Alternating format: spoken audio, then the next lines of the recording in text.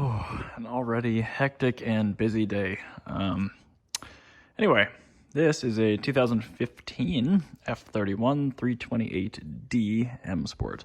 It's down here for just a couple of things. One is to replace this factory, well, I guess dealer installed, shall we say, M Sport splitter. I wish it got ripped off in the winter. I don't think it'll be too bad. Not exactly sure. It just looks like a bunch of 8 mils and some clips. I do have an aftermarket piece that I'm going to put on here.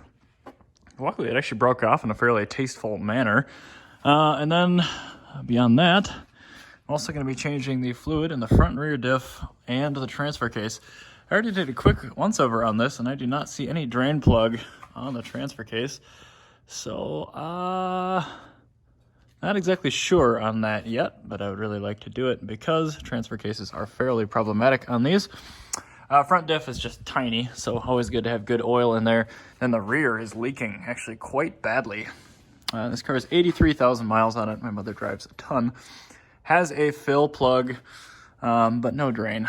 So I'll have to pump fluid out of there, which is a little bit of a pain in the dick. But anyway, yeah, I do like this car, and it's, you know, considering this is driven year-round in Minnesota, it's very clean for having almost 90,000 miles on it. So holding up pretty well. So I'm starting with the transfer case. There is no drain plug. You can see on the front here, that nub is where a new venture, a new process typically casts in the plugs on like a E46 case or something like that. We do have a fill plug right there. I'm going to use that to pump it out and to fill it. So there's 3 E10 E-Torxes on this side, 3 13 mil hexes on this side. There's a bolt here, 16 mil head. Use a short 3/8 socket and a 3/8 ratchet. Then there's an 18 mil nut on the back side. That's right there. Now I'm going to drop it just a hair and try to get this mount out of here. You don't explicitly need to. Definitely don't break your pyrometer in the process. There we go. I guess that wasn't too hard. Yeah, this sensor is probably expensive, so definitely don't break that. There we have access to it. So I'm going to pull that plug, get my fluid bin ready, and then I'm going to use a combination of hard line and some soft line to try to drain it. So we'll see. I hate that they're doing a lifetime fluid on all these things that clearly need fluid changes. So I've definitely seen worse fluid, but it doesn't look great. And again, it's done over 80,000 miles, so it's time to change it.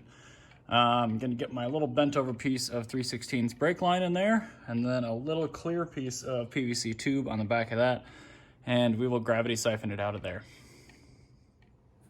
So this is what I've got. Piece of 3/16 brake line.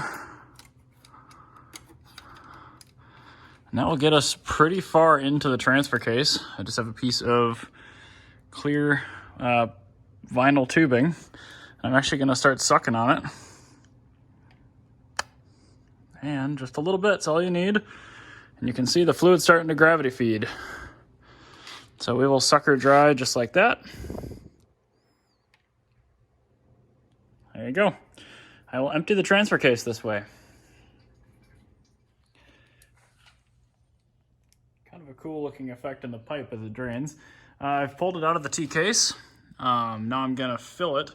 And how I do that is actually use a power bleeder with the tip cut off of it. This is normally for pumping air pressure into brakes, but I fill it with fluid and then pump it into the transfer case with that little hose. So the fluid I am using is not BMW spec because I think BMW spec is crap. I'm going to be using, I'll have to look and see which one I spec'd for each one of these things. I think the transfer case actually has a need for a friction modifier. So I think I actually use 7590 GL5. I'm going to use shockproof in the front diff, and I think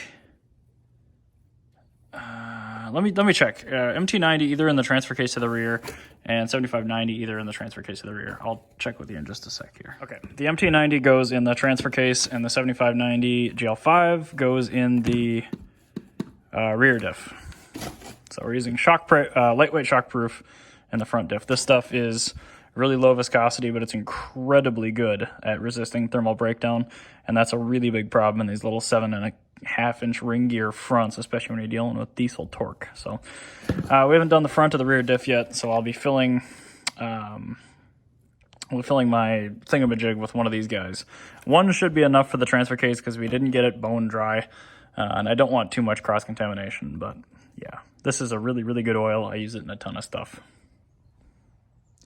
Ooh. Same line, fits perfect. It's way at the base of the diff, so I think we'll end up doing just fine on the drain. And I got a little smarter and zip tied that thing so I can actually go do something else while it drains. The oil in the diff does seem it's a little bit thicker, a little bit strange. I assume it's not 140, but either way, it's getting that 75-90 GL5. So once it's done draining, I have to say the fluid looks really good too. I wouldn't have been worried running that another 80,000 miles probably. But since the diff is leaking and we have fluids anyway, there's no reason not to. So apparently they just use like window weld to hang this shit on, which is pretty cool. Looks like there are a couple of body rivets on the inside too that I couldn't get to, so I'll have to cut those off. Oops. Wow. Yeah, if you have one of these, you're never not gonna have one of these because that's what your factory bumper looks like underneath there. That's a big yikes. Wow, okay. Heat gun, that helps a ton. Make sure you got a heat gun. Got it. So I used all of the hardware that it came with, as well as all the OE stuff that I had left over. The fitment is okay. It would be better with some more adhesive tape in here, but you know, it'll be fine. It's a lot better than what it was. And rear diff, it is filling. So I got that 75-90 in the jug, and yeah, sweet. Doing my due diligence, and of course writing it on a part of the component where you'll actually be able to read it. The front diff will be a little trickier, but I think I'll be able to do it either way.